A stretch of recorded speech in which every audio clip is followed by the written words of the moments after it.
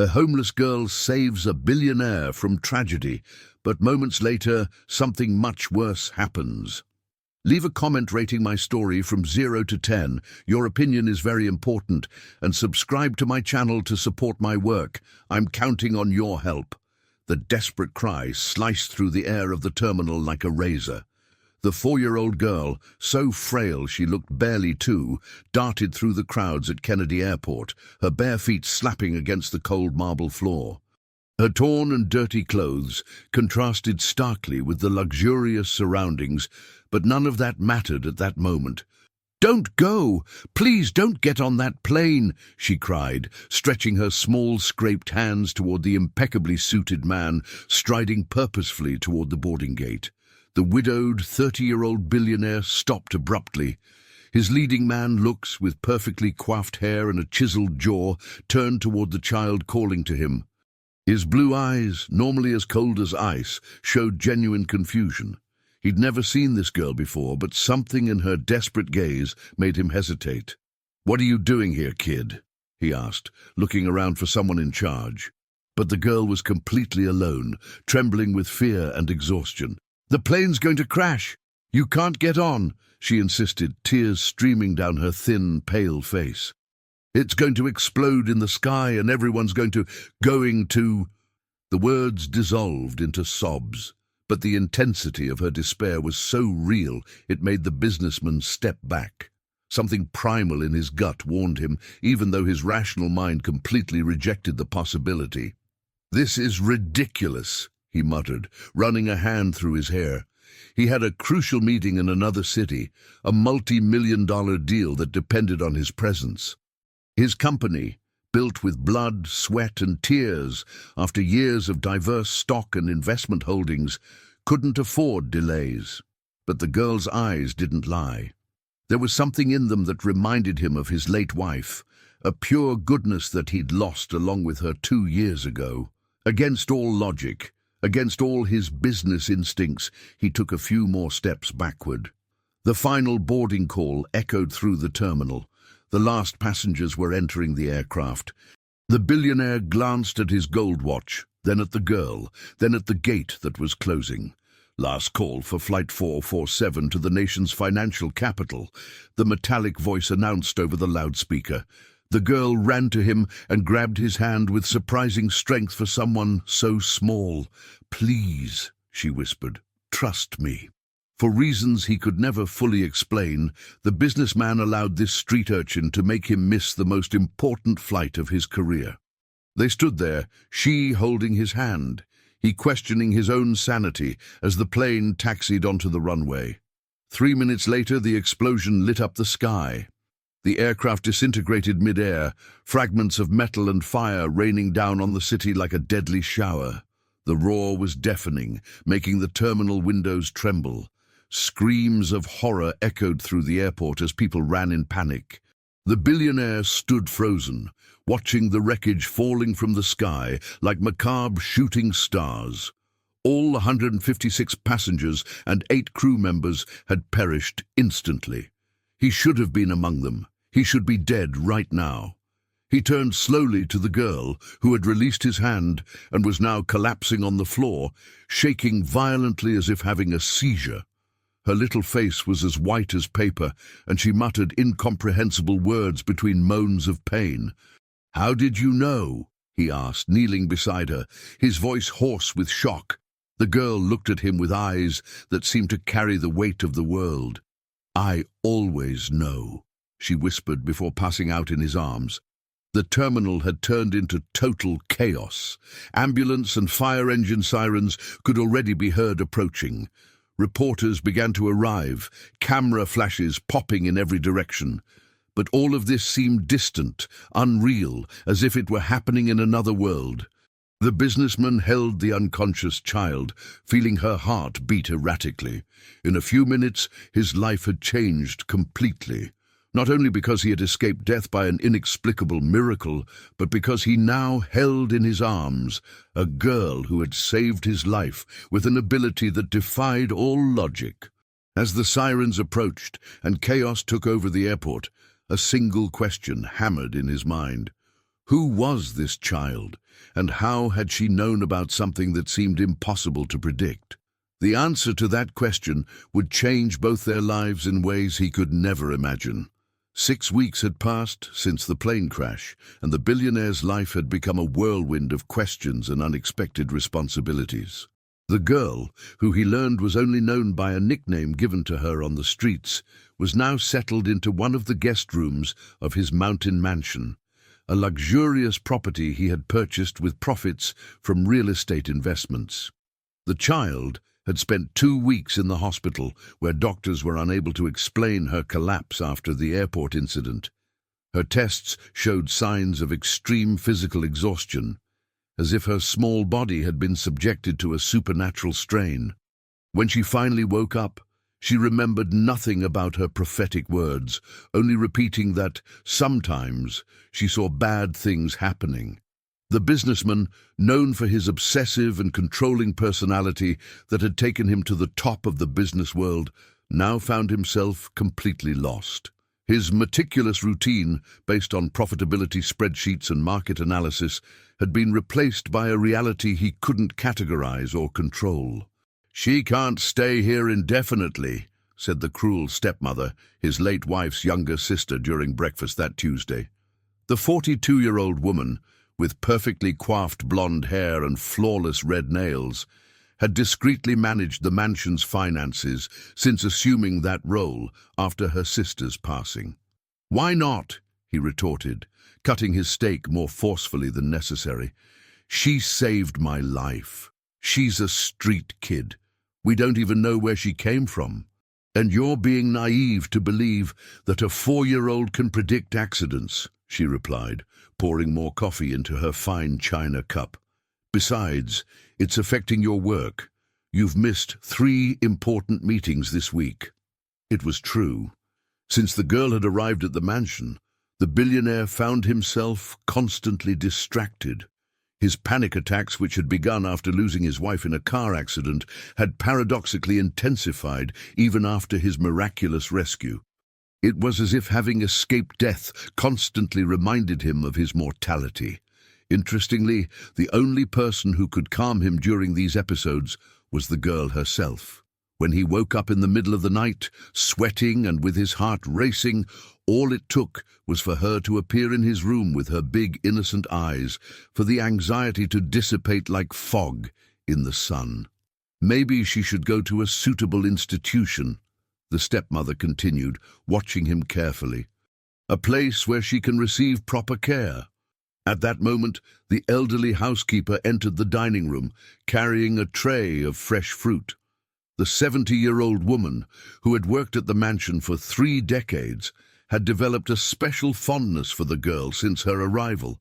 "Excuse me," she said softly, "but the little one woke up with a fever again. It's the 3rd time this week."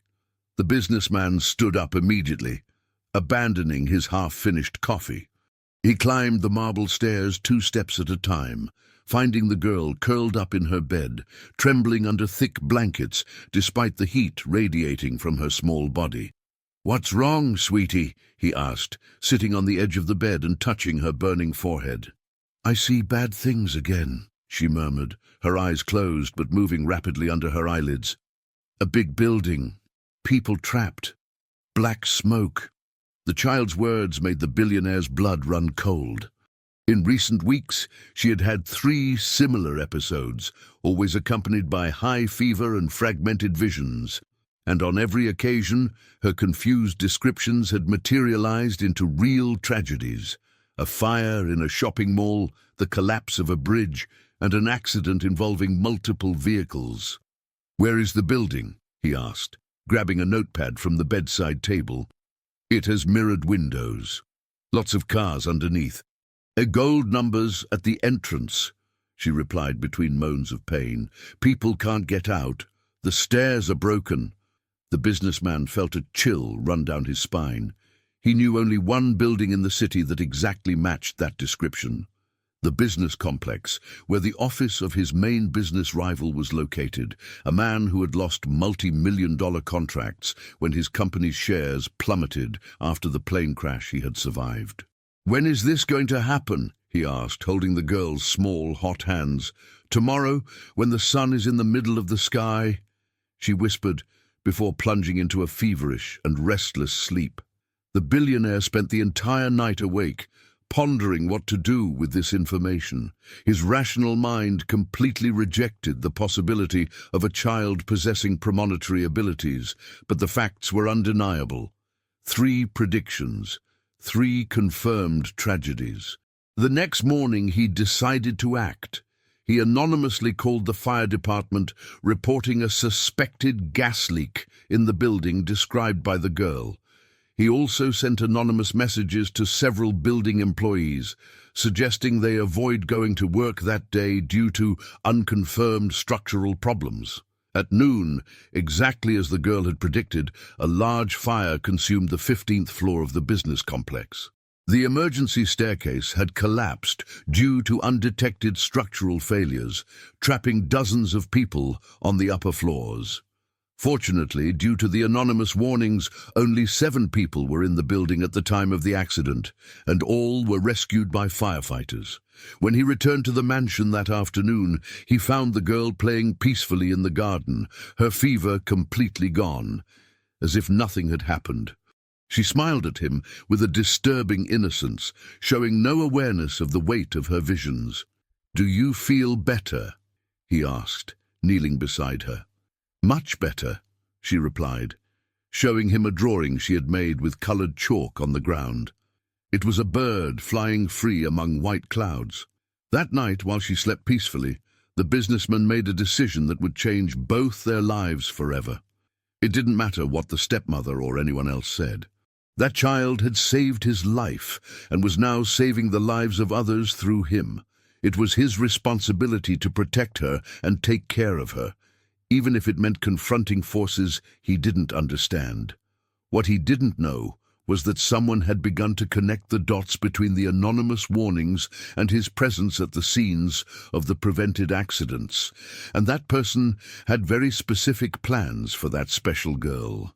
10 months had passed since the girl had arrived at the mansion, and the life she had known on the streets seemed like a distant nightmare. Her hair, once dirty and tangled, now shone golden under the sunlight streaming through the crystal windows. Her small body had gained weight, and her cheeks no longer displayed the sickly pallor of the early days. But the visions had not ceased. The businessman, who had amassed his fortune through careful investments in Bitcoin and low-risk ventures, now found himself in a peculiar position. Each prediction from the girl gave him the opportunity to intervene anonymously, saving lives, but also brought him closer to being discovered by those seeking to exploit this inexplicable gift. The pediatrician, a woman in her 50s with decades of experience in complex cases, had become a constant presence at the mansion. Her examinations of the girl revealed something deeply disturbing. Each visionary episode caused measurable physical wear and tear on her small body. Her cortisol levels spike during the episodes, she explained to the billionaire during a private consultation in his office. It's as if her body is being subjected to extreme stress every time it happens. "I'm worried about the long-term effects." "What does that mean exactly?" he asked, his hands trembling slightly as he held the test results. "It means that if this continues at the same frequency, her body may not be able to handle it. I already see signs of premature aging in some of her cells. It's as if each vision steals a piece of her life." These words echoed in the businessman's mind for days. The child who had saved his life was literally sacrificing her own existence to help others. The cruel irony of the situation consumed him from the inside. Meanwhile, the cruel stepmother had intensified her attempts to drive the girl away from the mansion. Her methods, however, had become more subtle and sinister. During meals, she began adding small amounts of substances she found in the medicine cabinet, claiming they were special vitamins to strengthen the child. "You need to take this every day," she would say with a fake smile, offering a glass of orange juice with a slightly bitter taste. "It will make you even stronger." The girl, trusting as only a child can be, always obeyed.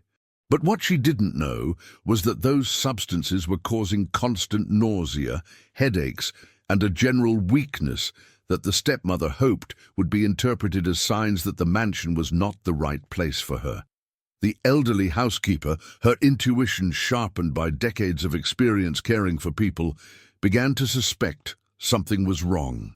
She had noticed how the girl always felt sick after meals prepared by the stepmother, and how her condition drastically improved on weekends when the woman traveled to Washington, D.C. to take care of personal business. "Sir," she said to the billionaire on a rainy afternoon, "may I speak with you in private?" They went to the library, a cozy room with floor-to-ceiling oak bookshelves. The rain pattered softly against the windows, creating an intimate atmosphere for confessions. "There's something I need to tell you about the little one," the housekeeper began, her wrinkled hands clasped nervously. "I knew her before she came here." The billionaire felt like the floor had disappeared beneath his feet. "What do you mean?" "For years, I secretly visited the abandoned orphanage on the outskirts of town.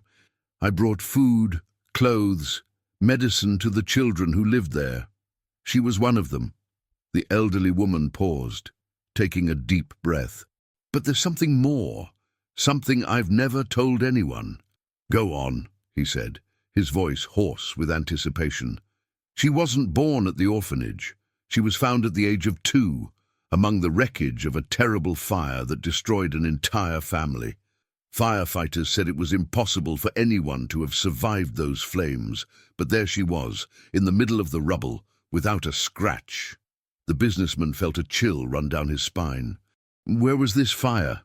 "In the city's industrial district, an apartment building where working-class families lived." The housekeeper hesitated for a moment. "The same district where your first company was located, sir, the one you sold a few years ago." The words hit the millionaire like a dagger. He vaguely remembered that fire, a tragedy that had been in the news for a few days before being forgotten by the media.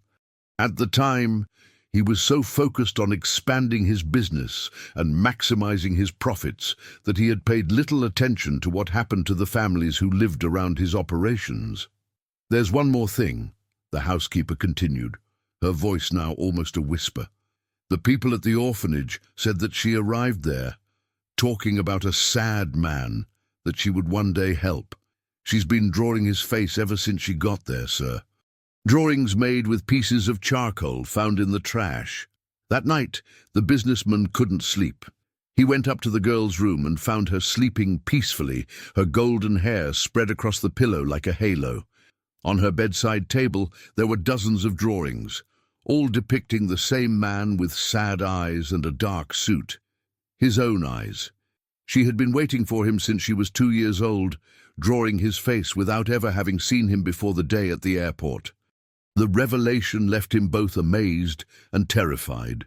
The next morning, the girl woke up with her worst episode yet. Her temperature soared to dangerous levels, and her visions were more intense and specific than ever. "The water! Too much water coming from the mountain!" she cried between convulsions. "The big wall's going to break. The whole city's going to be underwater. The people sleeping won't wake up in time." The millionaire immediately recognized the description, the hydroelectric dam that supplied power to half of the metropolitan area. If she was right, and so far she always had been, the tragedy would be of catastrophic proportions. But this time, the effort of the vision was so intense that the girl went into a coma soon after uttering her prophetic words. The doctors, called in haste, couldn't explain her condition, and all the equipment indicated that she was fighting for her life in a battle that no one else could fight for her.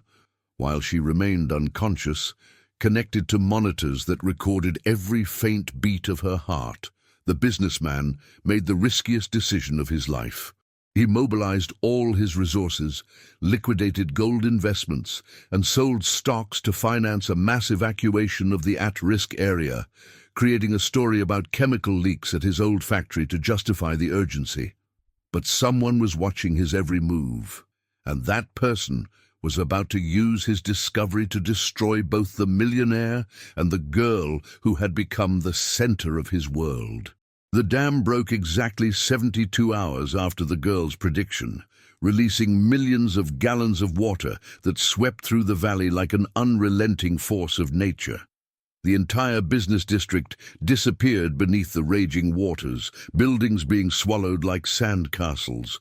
But thanks to the evacuation that the millionaire had orchestrated under the pretense of chemical leaks, not a single life was lost. The cost, however, was devastating for him. His stock investments plummeted when the truth about the hoax of the leaks came to light. The cruel stepmother had alerted the authorities and the press about his false claims, hoping to see him ruined and publicly humiliated. When the dam actually broke, proving that his actions had saved thousands of lives, it was too late to recover his reputation or his wealth. The envious business rival, who had been secretly investigating the connections between the anonymous alerts and the millionaire, saw his opportunity. With his adversary's fortune destroyed and his credibility shaken, he attempted to approach the mountain mansion with a sinister plan to kidnap the girl and use her abilities for his own purposes. But the child, even in a coma, demonstrated that her abilities transcended the state of consciousness. On the night the rival approached the property with his henchmen, she awoke for a few seconds, long enough to alert the elderly housekeeper through incoherent whispers about bad men coming in the dark. The escape was chaotic and desperate. The millionaire, now ruined but still protective, carried the unconscious girl as they escaped through the forest surrounding the mansion. The cruel stepmother had disappeared during the confusion, taking with her the last remnants of the family's money in secret accounts she had kept in euros. During the weeks that followed, living in temporary shelters and depending on the kindness of strangers, the specialist doctor finally managed to identify the real cause of the girl's condition. Tests revealed that the substances that the stepmother had been mixing in her food, combined with the extreme effort of her visions, had created a toxicity that was slowly killing her. The coma may be her body's way of protecting itself, the doctor explained to the ruined businessman in a public hospital room. If we can neutralize the toxins and give her brain time to regenerate, maybe she has a chance. The experimental treatment was expensive, far beyond the millionaire's current financial possibilities. Without hesitation, he sold his last valuable possessions, his gold watch, his custom-made suits, even the jewelry that had belonged to his late wife. When that wasn't enough, he got a job as a factory worker on the outskirts of town, working double shifts to pay for each day of treatment. The irony was not lost on him. The man who had built his wealth by exploiting workers like those now discovered in his own skin, the real value of sweat and daily effort. His hands, once soft and manicured, became calloused and rough. His muscles ached, and he slept exhausted every night in a small rented room near the hospital. During the 8 months that the girl remained in a coma, the elderly housekeeper made a discovery that would change everything. Searching through the belongings they managed to save from the mansion, she found a yellowed letter hidden in a secret drawer of the guest room. This letter was among her clothes when she arrived at the orphanage, the elderly woman explained to the millionaire on a Sunday afternoon. No one knew how to read back then, so it was kept all these years. The letter, written in delicate feminine handwriting, revealed the most devastating truth of all. It was from the girl's biological mother, a woman who had worked as a cleaner in the millionaire's first business building years ago. She had written the words, knowing that her departure was imminent after discovering the safety issues in the building where she worked. "If anyone is reading this, it means I couldn't protect my special daughter," the letter said. "She was born different, able to see things that others don't see. I know that the man I work for is not evil by nature, just lost in the darkness of his own heart. If something happens to me, I ask that someone tell him that I forgive his choices and that my daughter came into the world to save those who most need saving, starting with himself." The millionaire read and reread those words until he memorized every comma. The girl's mother had lost her life in a fire caused indirectly by his negligence with safety standards when he was young and focused only on maximizing profits. She knew this, but had chosen to forgive him anyway. When the girl finally awoke from the coma on a sunny spring morning, her big eyes opened to find the bearded and tired face of the man who had become her father at heart. Her first words were a faint but love-filled whisper. "Are you better now?" Doctors confirmed that her premonitory abilities had completely disappeared. The regeneration of her brain had eliminated both the supernatural ability and the damage it caused. She was now simply a normal child, intelligent and lively, free from the burden she had carried since she was 2 years old. The adoption process was completed in a small room at the county clerk's office, without pomp or luxury. The ex-millionaire, now a common worker, held the girl's hand as they signed the papers that officially made them a family. They moved to a simple house on the outskirts of the city, rebuilt after the flood, where he got a job as a volunteer teacher at a local school. His nights were filled with helping her with homework, reading stories before bed, and talking about dreams that didn't involve terrifying visions, but simple plans for happiness. The girl blossomed in her new life. She made friends at school, learned to ride a bike, and discovered her passion for drawing. No more faces of strangers or future tragedies, but colorful landscapes and fantastic animals that existed only in her imagination. During an autumn afternoon, while she played in the small garden they had cultivated together, the man who had once been a businessman obsessed with material wealth reflected on his journey. He had lost millions in money, investments and assets, but gained something infinitely more valuable, a daughter who loved him unconditionally, and the certainty that he had found his true purpose in life. "Daddy," she said, running to him with a drawing in her hands, "I made this for you." It was the image of 2 birds flying together against a cloudless blue sky, free and happy. In the corner of the sheet, she had written in her childish handwriting, "My family." As he held that drawing, the man finally understood that true wealth was not measured in numbers or net worth, but in the ability to love and be loved. The girl who had saved his life that day at the airport had not only protected him from physical tragedy, but had guided him on a journey of redemption that had transformed him into the person he should have always been. Together, they had found something that no amount of money could buy, a family built on genuine love, forgiveness, and the second chance that everyone deserves. But few have the courage to embrace.